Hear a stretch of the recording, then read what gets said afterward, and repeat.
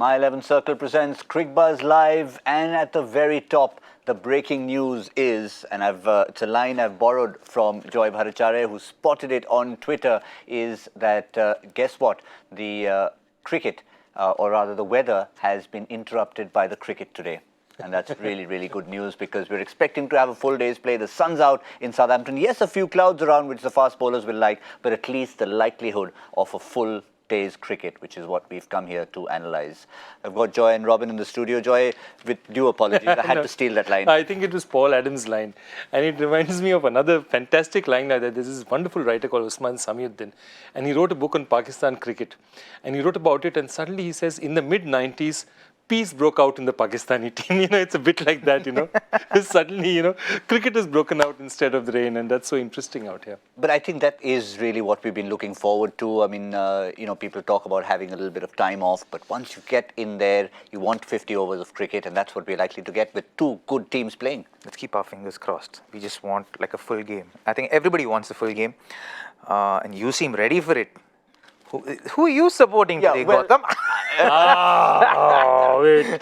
I know, it's just a nice blazer. I don't know. I realized later that maybe. By the way, when are you leaving for the Caribbean Premier League work? Yeah, there you go. Conflict of interest? Jesus Christ. I tell you. Rally around the West, please. All right, but you'd have to say they're an exciting side, and it's going to make for a good contest, because England, while they might have been putting 300 runs on the board every time they've played, it's not that they've come up against opposition where they've said, okay, we've really stamped ourselves in this tournament. Hey, that beats that. If you see the series they played in the Windies, I mean, it was a bloody draw, 2-2, and they fought to a standstill. And the truth of it was that every time they managed to restrict England to anything less than 300, they'd win it. England would basically, the only way England was winning was just out-batting them. And in some ways, I feel that this toss, it's going to be a bit for the bowlers. But in some way, the way the West Indies have to look at it is say that the kind of batting side they had is a very young and enthusiastic, talented batting side. It's not an experienced batting side, which means that I think they'll probably still be better if they negotiate the first 5, 7, 10 overs well. They're probably better at setting a target than chasing a target, because chasing needs much more experience than setting. And if somehow they manage to negotiate through and one or two of their young bats get going, then with guys like Andre to finish it in the end, it may not be such a bad thing to bat for the West Indies. And I think a perfect example was the game against Australia, because the batting unit was looking good. But towards the end of it, when they saw the finish line, that's when things started to go wrong. Whereas that same innings, probably batting first, they might have pushed on to another 50 runs. Perhaps. Speculation, yes. Yeah, speculation. But yes, definitely. But I think they'd like to go first as well and see how their bowling lineup does against, under pressure and, defending a score. So, I think it would work in their favour in the long run in this tournament. So, I don't think they'd have much of an issue batting first. They would have liked to bowl first, because that kind of works for them. They can exploit the conditions as they are. But having said that, I think they're perfectly capable to bat well and put up a score. And Gale, when he comes in there and he gets going, he gets really dangerous. Yep. First up will be Gale and company. But what about the points table? What does it mean for these two teams when we're not talking about those one-pointers anymore? England in 4th place at the moment with 4 points. The West Indies lagging behind on 3.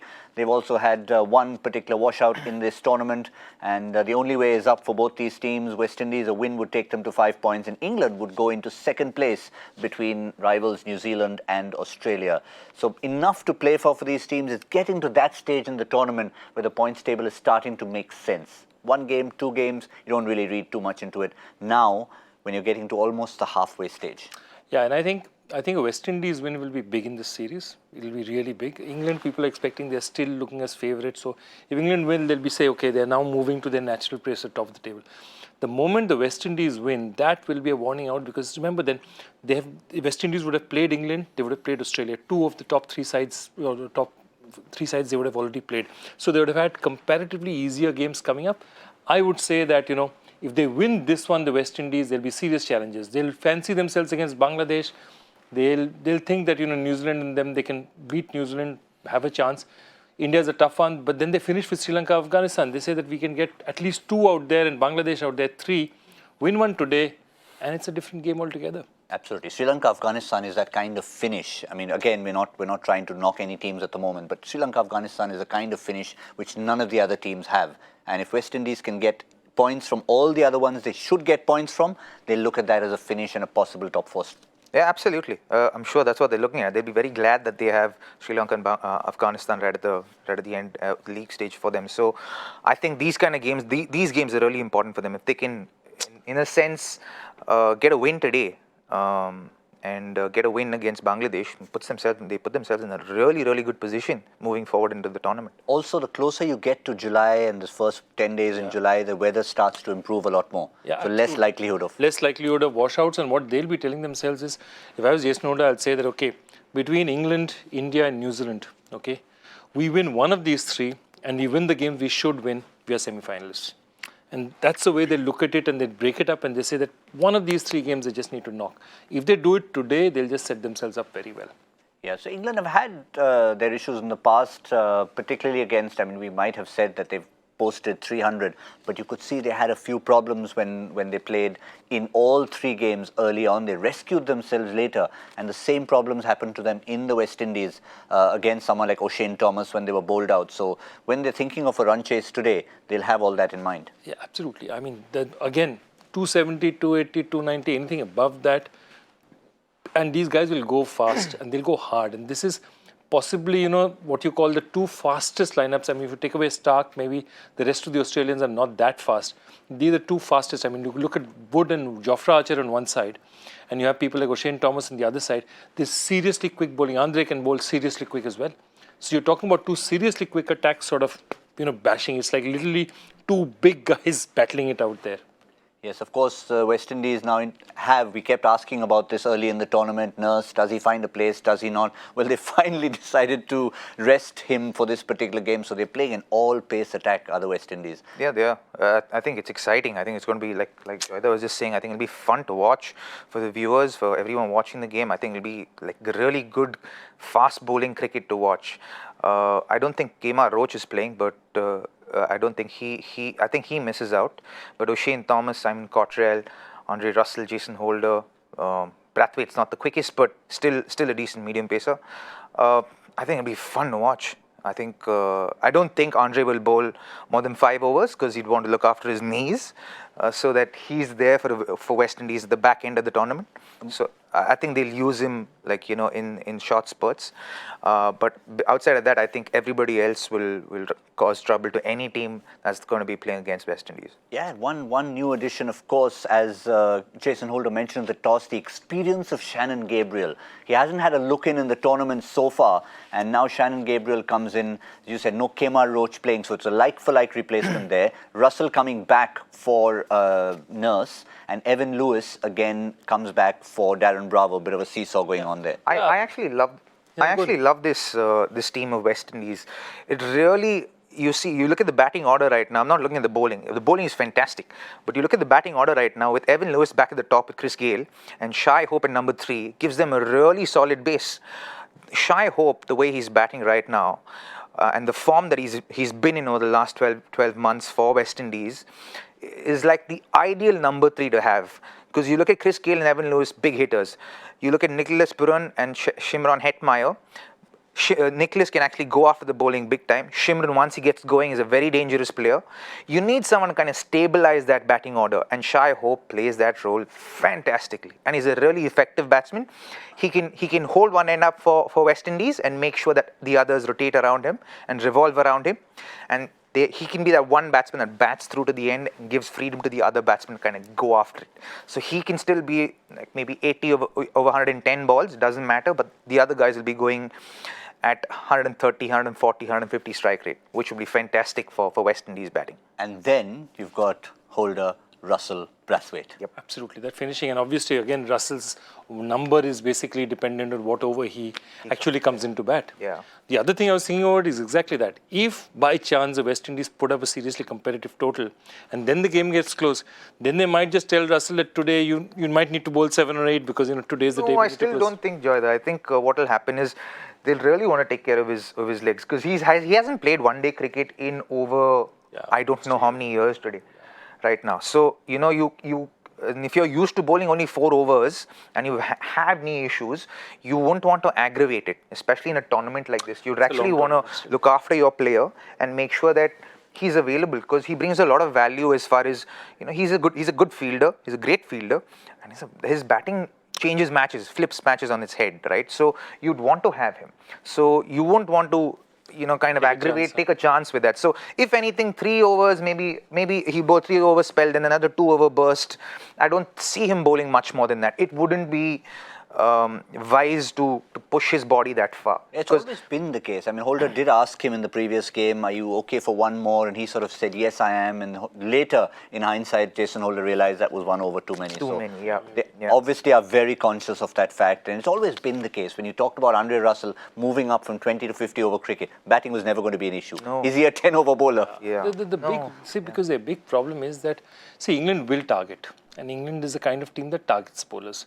So they're going to look at Brathwaite and going to say, this is a guy we are definitely going to target.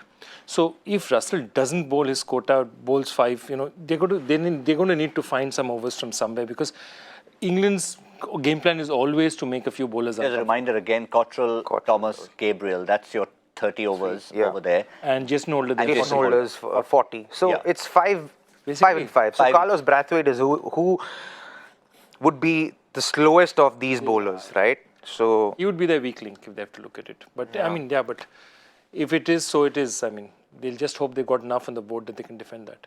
In sharp contrast to the 3 changes that the West Indies made, England going in with an unchanged lineup. So Moeen Ali still on family duty, not coming into the 11, at least for the moment. Mark Wood's fitness, which was a question mark, has been answered in the positive. So you've got Wood, Plunkett, Archer, Wokes, Rashid, and Ben Stokes. So enough variety over there, but obviously the obvious focus is going to be on the man from Barbados playing against his countrymen in a sense. I mean, I think no matter what battles you talk about, all of Jofra Archer that's been built up, I think this is the one game. This is the one game. And the fact that, Chris Jordan came to Barbados, saw him there, spotted him, spoke to him and said, you're better off playing there. So they'll feel doubly cheated. This guy was literally there for us, and one day he's gone. Yeah, but then they only have themselves to blame, right? As in, how do you not pick a guy of his caliber in your under-19 World Cup squad in 2014? And it's 5 years ago. He's been as good for the last 4 years, and playing BBL and, playing the CPL and all of that. So they only have, the Caribbeans have only themselves to blame as far as him playing for England is concerned. But I think it's going to be a great game for him. I think he'll feel a little torn because it's probably one of his first game against West Indies, right? Yes, so he'll be a little torn. It'll take a little getting used to, I think, in being in this situation where he's playing against his own in a way. Yeah, and I'm sure there's going to be a little chatter out there whenever he comes into bowl, as in when the other batsmen do break their concentration to do that. Jason Holder had a few things to say about this whole move from Barbados. He said he's seen Jofra over the years. Obviously, a Barbadian or a Bajan is what they generally refer to them as. He's grown up in Barbados playing cricket, so what I'm seeing of Jofra doesn't surprise me. But the big thing that he said is it's unfortunate how things went down in terms of his decision-making, but he's a good talent. He throws it in at the end. That's true. But, as he said, fact of the matter is if you want to make a living playing cricket and playing this thing, county cricket is probably the safest way. The IPL's come recently and it's just a 2-month tournament. But if you want to play around the year, county cricket is probably the safest place to land in terms of the amount of money in the game and the amount of, the ability to keep playing. So I think he would have made a very conscious decision at some point in time. And for whatever it's worth, the interesting thing was how England kept saying, no, we are not considering him because he's just got... Michael Vaughan was here 2 months, 3 months back during the IPL, and he turned around and said, they're going to play him this 5-match series and he's going to play for England. Forget about being in the 15. He will start every match for England. He was very clear about that. Yeah. I can tell you, Robin, he was sitting in that very chair, Michael Vaughan, and the team was announced. The first time the preliminary squad was announced, Jofra was not in that. They announced him in the team to play in the UAE, and Michael Vaughan was unequivocal. We thought he'd be like, oh, is that so? He said, doesn't matter. He is on that plane to England, or staying in England, not going anywhere. Yeah. And there was no question about the fact that they just had to ease him. And I think there were a few ego issues happening with the bowlers who might get left out. the likes of David Willey, and who is it that would make way for Jofra Archer? And they actually released statements. Yeah, but then you see the quality and the caliber of the bowler also counts, right, at this stage. You know, if you've done your yards there and played 4 years of domestic cricket, then you earn the right to play for that country, right? So it doesn't matter who you are, and you know, if you've done your yards and if you've actually put in the work to play for that country, then you should be treated as a local and as a domicile, and make him play nonetheless. And they've made the right decision, best decision England could have made for themselves.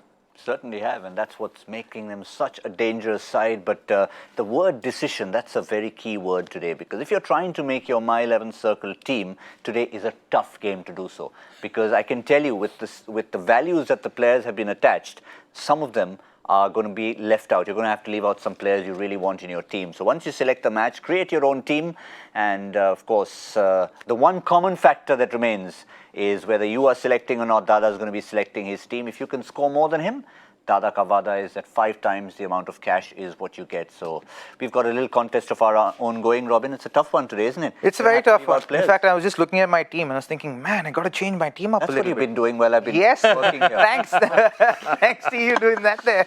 God, somebody out here. This is a Cricbuzz show, guys. I said to you, this is the last ditch for me. As in, if I lose today, I'm done. He's a shark. I know, you've been telling me. It is Cricbuzz, but it's My 11 Circle presents Cricbuzz Live. We've got to give equal respect to both. So if you want to talk about and analyze cricket, you also have to make sure you have the right team to do full justice. Absolutely. Right. So coming back to the game again, just a reminder, if you happen to have popped in right now, that Owen Morgan winning the toss, no hesitation in asking the West Indians to bat first. Still a little cloudy, even though the sun came out there. And certainly, whether or not you feel it's a good toss to win or not, there's one interesting trend that we've spotted. Now, of all the hundreds that have been scored against England, and it's not a list we've put up because we are suggesting that England concede too many hundreds. The reason for putting up that list is, look down that entire list, you'll spot only 2 right-handers in there. So West Indies are packed with left-handers, be it Shakib Al Hasan or a Chris Gayle, a Hetmeyer, Gayle again, Imam-ul Haq, Fakhar Zaman, they're all left-handers. Just a couple of right-handers in there, Sean Marsh too. Just Rohit Sharma and Babar Azam are the right-handers that you can stick in there. So a whole lot of left-handers. I'm not saying it's a pattern that needs to be repeated, but if you look at it over 2 years, maybe there's something for England to think about, saying that, are we not doing enough against the left-handers? Well, I don't think they'd be thinking about that right now. As in, I think what they'd be more focused about would be the fact that they really have to stamp their authority in the World Cup, which they haven't done thus far. I think they've had a couple of wins and that one loss against Pakistan, which makes them look a little vulnerable, and they're playing against a very good side today. So I think they'll try and focus on what's required to do today, and not worry about these aspects of who scored runs against us, who hasn't, and you know what kind of batsman has scored runs against us. I don't think those are the things they'll be focusing on. They'll be focusing on processes, gaining momentum, keeping momentum, and making sure that they win today. Yeah, maybe we tend to overanalyze at times, but again, definitely, just because we found the pattern, let's just remind you once again of that batting lineup and show you just how many left-handers they do have in there. And you've got Gayle, Lewis, Puran, Hetmeyer. So 4 out of the 5, and then you've got the solid Shea Hope in the middle of all those. So you've got the flamboyant left-handers and the solid right-hander, and then 3 big all-rounders to follow. So interesting lineup really to follow. Interesting lineup, and it's a very explosive lineup. And my only worry is that they need Shea Hope to get going, because the next guy who can sort of hold his end up and just keep batting out there is basically Jason Holder at 6. Yeah. All the rest of them are dashers. So it will be very interesting, and I feel that they are better off if they negotiate those first few overs. They're better off batting, because they are the kind of guys they need to play. The West Indies is best playing with a free mind, you know. Negotiate overs. Now that's the thing we've seen with the new Chris Gayle 2.0. There was a point when he would when he did against Sohag Ghazi, hitting the first ball of a test match for 6. That Chris Gayle is gone. Yeah. He likes to be 2 of 15 balls. Yeah, and because he knows how he can always make up for it later on. So I think that's a wonderful way to go. Gives Evan Lewis the opportunity to play freely and go after the bowling, and that will also, it works in both ways. Right, gives him the freedom to kind of get in, make sure he gets his eye in properly, feels warm before he starts going after the bowling. So You know, he is the aging universal boss. So he will have to, you know, let his body just get ready up and then go after the bowling. Yeah, he likes to bat. Running between the wickets isn't a priority, fielding isn't a priority, and bowling definitely isn't a priority. So it's a one dimension, but that is a massive dimension indeed. And when he played against England earlier this year, he was quite explosive. And I can tell you it was a little bit of Gale 1.0 that came in there, because I watched all those innings and he was not 2 of 15 on several occasions there. There was one time when he hit 3 boundaries in the first over itself, and the commentators were a little surprised. They were like, hang on, Gale doesn't do that these days. Yeah, I think I still feel that he's a very smart guy, in the sense that if he thinks that there are balls willing to hit, he's not the kind of guy who's going to let balls go just for the sake of proving the point. So if he gets it to the right length, he will hit it. He's experienced enough to know what he will not do, though, is take chances maybe. So if you bowl a loose ball to him, expect to be punished. But do not, he's not going to take any unnecessary risk. And this is a World Cup. This is his last shot at it. You know, I can't see him coming back 4 years later. Of course, with Gale, you will never make such statements. But, you know, I don't see him coming back 4 years later. What about England's approach finally as we wrap up here? What will their approach be? Because while we might be talking about all this, there'll be plenty of this chatter happening in the England dressing room about expecting Gale to come hard at them and then the rest of the lineup. But what will their approach be? Because while all the focus will be on Jofra Archer and that rivalry, they've got a decent lineup to support him. They've got Wood, they've got Plunkett. At some point, they'll bring in Adil Rashid. Now, interesting one. You've got Vokes. And of course, Vokes. And Vokes. Because I think Vokes is a very dangerous bowler, and the fact that he flies under the radar makes him even more dangerous. I forgot to mention him. Yes, exactly my point. So because of these aspects, you know, he becomes such a dangerous bowler. He can get the ball to move and move both ways, and he bowls a good hard length, which is he looks like an unassuming guy who, you know, who's there to just kind of probably fill a spot, but he's actually a very dangerous player and a very good all-rounder. He's improved on his batting, mind you, and I think he'll be dangerous even with the bat, if it comes to that. I have a sneaking feeling he's in Robin's team. But of course, we're not giving anything away right now. That's the whole fun of it. Just like we don't give anything away when we ask you that key question at the end of our show. It's in the hands of Joy Bhattacharjya. Joy, take it away for today. Okay. And the question is, there's been only one test match in the 90s where one captain was the man of the match while the other was making his test debut. Okay. Just name the two captains. So it's a strange one. You know, one side a captain is just come in, he's a captain on debut. That means his first match as a player is as a captain. This must be South. And the other guy was basically the man of the match. Must be South Africa, huh? All right. Maybe one team is South Africa.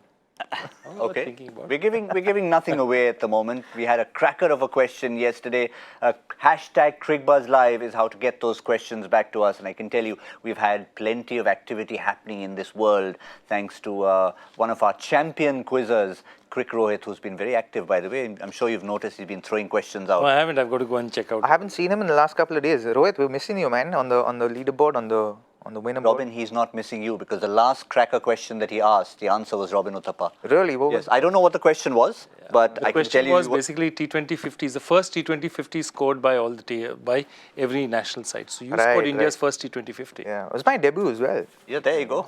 There you go. So everyone's got their feet on the pulse or on the button. Right. We've, of course, got to have a little prediction. I was almost going to say that can we have a little semi-prediction for the My 11 Circle expert couch in terms of how many balls will Gale take to score his first boundary. We'll have that as a private one as well. But for now, the final score for the West Indies. Joy, will you go first? I'll go first, and I still think they're going to struggle. 284. That's kind of the score I was going to go for now. I honestly have no feel because I don't have too much information about the wickets, so I don't know how the wicket's going to play, so I'll go a safe 300. 284, 300. They're going to go well, but I think I'll just go a little bit lower. I'm going to go 266, 266, 284 and 300. So that's what we've got for you in terms of our predictions. It can all go horribly wrong, but for the sake of everyone, we know one thing won't go horribly wrong is we're actually going to have cricket. Cricbuzz Combox will review everything in the 15th over, and My 11 Circle presents Cricbuzz Live. We'll be back at the halfway stage.